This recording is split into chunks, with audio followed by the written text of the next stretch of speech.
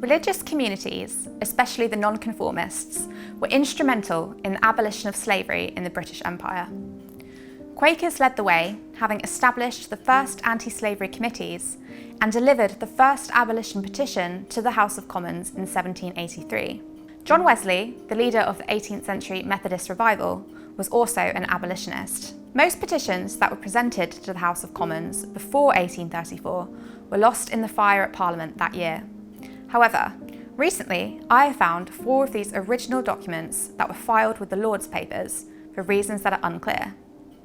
These are 2 of those petitions. This petition was presented to the House of Commons on the 11th of November 1830.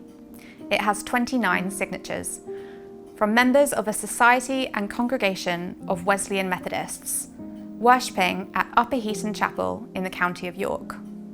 It reads, "Humbly sheweth that your petitioners, viewing with deepest concern the continuance of the unchristian, inhuman, and impolitic system of slavery prevailing in so many colonies of the British Crown, earnestly implore your Honourable House to adopt forthwith the most decisive and effectual measures for securing its early and utter extinction."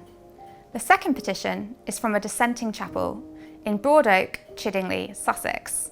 It has 92 signatures.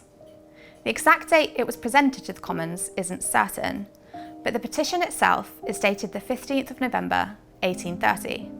It states that the petitioners conceive that the people of this country are imperatively called on by the voice of justice, by the law of humanity, and by the religion they profess to plead, the cause of their degraded fellow subjects.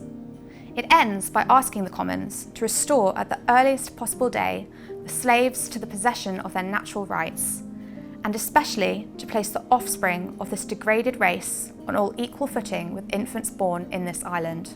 Not all nonconformists were content to rely on petitions. On Christmas Day, 1831, Black Baptist preacher Samuel Sharp led a rebellion of 60,000 slaves in Jamaica. This uprising became known as the Baptist Wars, and the 2 parliamentary inquiries it inspired informed the 1833 Abolition Act.